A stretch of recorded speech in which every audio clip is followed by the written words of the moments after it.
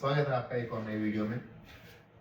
इससे पहले कि जैसे कि हमने बताया था पिछली वीडियो में कि इन्वेस्टमेंट क्यों इम्पोर्टेंट है, इन्वेस्टमेंट करने से पहले की क्या स्टेप है, इन्वेस्टमेंट कहाँ कहाँ की जा सकती है। इससे पहले कि मैं आपको कोई स्टॉक रिकमेंडेशन तो नहीं, मैं आपको कोई स्टॉक बताऊं जो उसमें आप इन्वेस्ट कर सकते हो या फिर कुछ और, उससे पहले मुझे लगता है मुझे आपको अपनी छोटी सी एक लाइफ स्टोरी बतानी चाहिए। मैं कोशिश करूँगा इसको जल्दी से जल्दी समअप करूँ, लेकिन लाइफ स्टोरी बताना ज़रूरी भी है ताकि आप समझ भी पाओ कि आप किसके साथ जुड़ करके अपनी इन्वेस्टमेंट जर्नी को फिर से स्टार्ट कर रहे हो या फिर आगे लेकर के जाना चाह रहे हो। मेरा जन्म इन रियलिटी बिहार में हुआ था सन 1997 में, 1997 का बॉर्न हूँ मैं, सितंबर 24।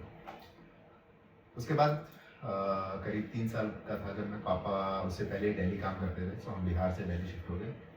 पापा चाहते थे कि हमें एक अच्छी एजुकेशन मिले। मेरी एक बड़ी सिस्टर है जो कि आज के टाइम पे DCW में काम करते हैं, गवर्नमेंट सर्वेंट है।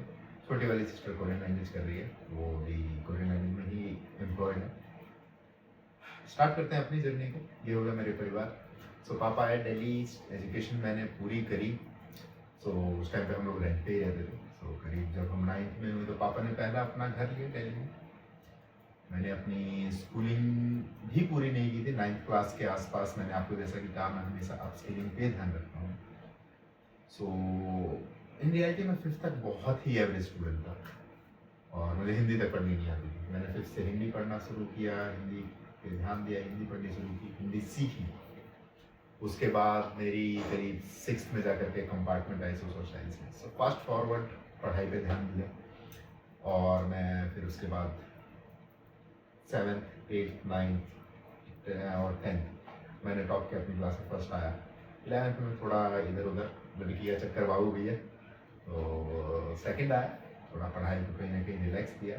इस बीच मैंने करीब जब मैं 9th में पहुंचा तो मैंने अपनी इंग्लिश को बहुत पॉलिश किया। मैंने इंग्लिश स्पोकन कोर्स किए। मैंने जब 10th की छुट्टियों में मेरे हिसाब से, हाँ, मैंने पहली नहीं, मैंने नौकरी करी, मैंने BPO में जॉब करी। उसके बाद मैंने अपना एयरसेल रिलायंस का एक गोल्डन नंबर, सिल्वर नंबर जो बेचते थे वो बेचने शुरू किया। अपना खुद का BPO शुरू किया, जीरो से बिजनेस शुरू किया था, अच्छा प्रॉफिट कमाया। उसके बाद मुझे लगा कि नहीं यार, इतने से नहीं हो पाएगा, हमें एजुकेशन आगे जारी रखनी चाहिए, क्योंकि पापा इसी एम को लेकर के आए थे। तो हमने अपनी अपस्किलिंग जर्नी को, एजुकेशन को जारी रखा। बट मैं पार्ट टाइम जॉब कभी भी पूरी तरीके से क्विट नहीं कर पाया, क्योंकि फाइनेंशियल कुछ हालात ऐसे थे कि पापा तो ज़्यादा अर्न नहीं करते थे, मुझे भी सपोर्ट करना पड़ता था, एटलीस्ट अपना खुद का और कुछ घर में हो सकता है, छोटी बहन का, बड़ी बहन का। मैं जब करीब 10th में था तो मैंने OLX में काम किया, क्यूकर में काम किया है। बाय द वे मैं OYO में भी काम कर चुका हूँ, और जो OYO के उस टाइम पे ओनर हुआ करते थे वो स्टार्टअप ही थे, तो मैं उनसे मिला भी, उनके साथ बैठ करके उनके कैबिन में भी काम किया है। ये थी जर्नी मेरी काम की। उसके बाद मैंने 12th क्लियर की। 12th के बाद मुझे तो ना रास्ता नहीं दिखा। मैं अपनी लाइफ में एक स्पोर्ट्समैन भी रहा, मैंने बॉक्सिंग करी, मैंने MMA भी की। करीब ये 10th के आसपास तक मैंने 10th क्लास तक करी, स्पोर्ट्स साथ में करी हमेशा। लेकिन स्पोर्ट्स में आगे फ्यूचर ना दिखने की वजह से स्पोर्ट्स को छोड़ दिया, क्योंकि मेरे लिए कहीं ना कहीं पैसा कमाना ज़रूरी था घर को सपोर्ट करने के लिए।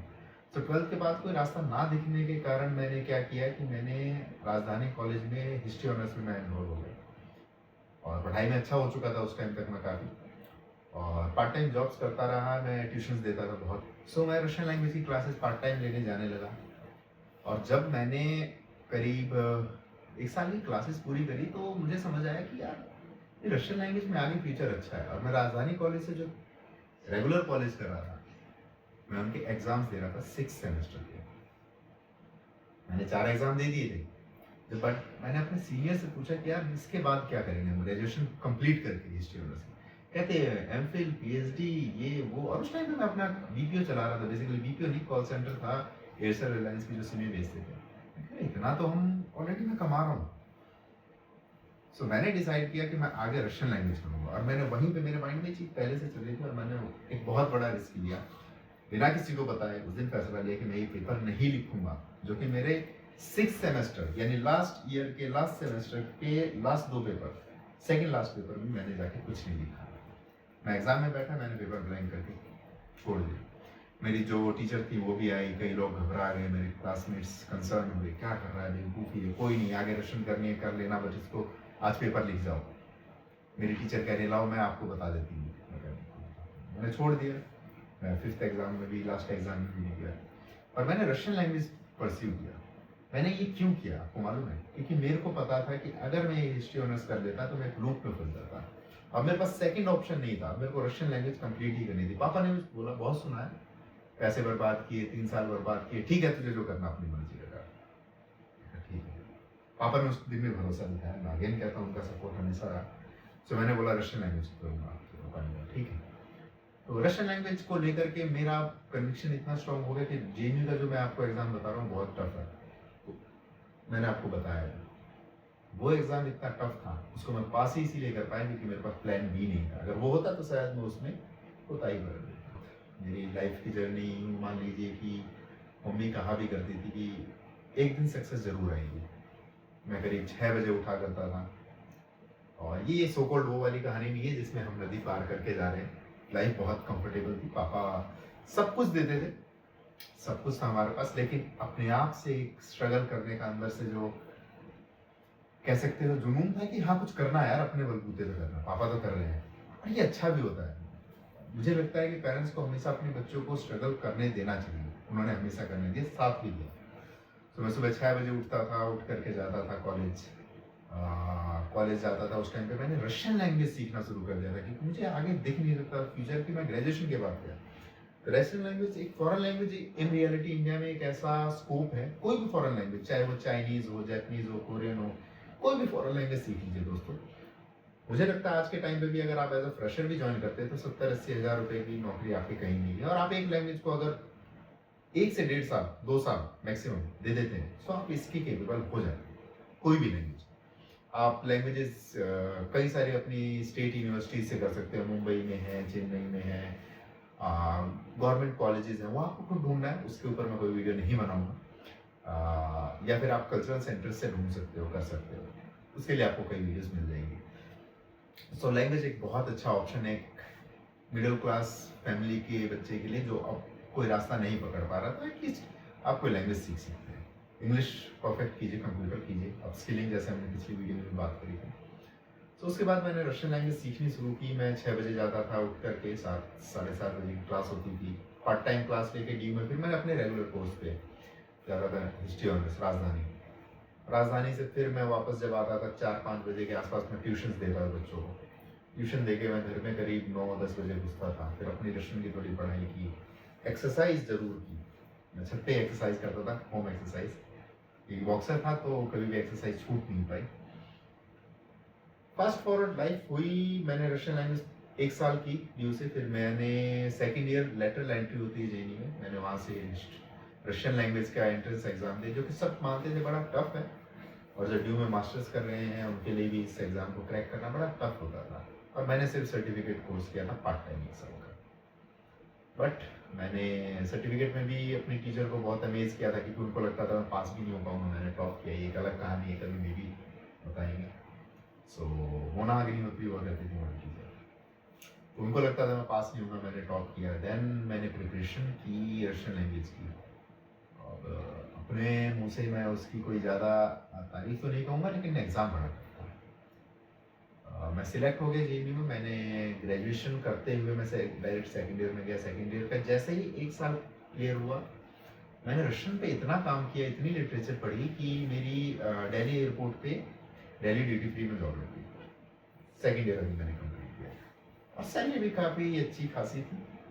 और साथ के साथ जो सैलरी थी, मान लीजिए अगर 40-50 हज़ार पर मंथ की सैलरी मिल रही है मुझे 2016-17 में, तो उसके साथ साथ मेरे पर एक तरह से 15 दिन वर्किंग होता था, 2x2 की शिफ्ट होती थी। सो 2 दिन काम 2 दिन छुट्टी, ऐसा होता था। सो ट्रांसलेशन के भी अच्छे पैसे मिलते थे। उसके अलावा सैलरी के अलावा जब हम कस्टम में जाते थे ट्रांसलेशन करने, उसकी तो अच्छी खासी सैलरी थी, बट मैंने उसको 3 महीने करके छोड़ दिया। क्यों? क्योंकि अपस्किलिंग जरूरी है, आगे की एजुकेशन जरूरी है। मेरा 3rd ईयर था, मैंने 3rd ईयर कंप्लीट किया। फिर मुझे स्कॉलरशिप मिल गई, और स्कॉलरशिप लेकर के मैं रशिया आ गया। यहाँ आने के बाद भी मैंने कहीं ना कहीं नौकरी को कंटिन्यू किया। यहाँ पे एक जॉब देखी, जॉब देख करके कहीं ना कहीं पैसे जोड़ने शुरू किए और यहाँ से कहीं ना कहीं मेरी इन्वेस्टमेंट जर्नी की शुरुआत हुई, जहाँ पे हो सकता है आज आप इनकम कर रहे हो, आप भी सोच रहे होगे कि यार कहाँ पैसे लगाए जाए। तो मैंने भी सोचना कि शुरू किया कि इस पैसे को कहाँ इन्वेस्ट किया जाए। सो अब जब मैंने रशिया में जॉब स्टार्ट की तो आप सभी के माइंड में आ रहा होगा कि यार अब इस पैसे का क्या किया जाए, कहीं इन्वेस्ट करना है। मैंने भी इन्वेस्टमेंट जर्नी को देखते हुए सबसे बेस्ट ऑप्शन जो देखा वो स्टॉक मार्केट था। उससे पहले मैं हेल्थ इंश्योरेंस ले चुका था, LIC ले चुका था। मैंने इन्वेस्टमेंट की जर्नी अपनी शुरू करी और उस टाइम पे दोस्तों जो मैंने जब पहला अपना स्टॉक बाय किया था वो हुआ करता था टाटा मोटर्स। 240 रुपए का खरीदा गया था उस टाइम पे और मैंने उसको करीब 1000 या 1100 के आसपास जाकर के बेचा। आपको पता ही होगा, रिसेंट एक डेढ़ साल पहले उसका वो लेवल था। मैं 1.5 साल पहले उसको सेल आउट कर चुका हूँ, आपको हिस्ट्री में दिख जाएगा। नेक्स्ट वीडियो में मैं आपको कोशिश करूंगा कि मैं अपनी आपको पोर्टफोलियो दिखाऊं। जो मैंने हिस्ट्री है मेरी, हिस्ट्री तो कोई चेंज कर नहीं सकता किसी भी ट्रेडिंग ऐप में, मतलब ट्रेडिंग नहीं, वो बेसिकली ज़ीरोधा के ऐप है, ICICI डायरेक्ट के ऐप है। सो वो मैं आपको दिखाऊं और अगली वीडियो आपके लिए डेडिकेटेड होगी। उसमें हम आपके साथ सिर्फ इतना ही नहीं सीखेंगे, सिर्फ मेरी पोर्टफोलियो ही नहीं देखेंगे, हम आपके साथ उसमें लाइव एनालिसिस करना एक स्टॉक का। हाँ बिल्कुल, एक लाइव, मतलब मेरे साथ एक इंसान जो कि कहता है मुझे इंग्लिश भी पढ़नी नहीं है, तो मैं आपको भी सिखाऊंगा कि कैसे आप अपने लिए सिलेक्ट कर सकते हो एक स्टॉक अपने खुद के रिसर्च से, स्टेप वाइज। सो मिलते हैं अगली वीडियो में, तब तक के लिए धन्यवाद।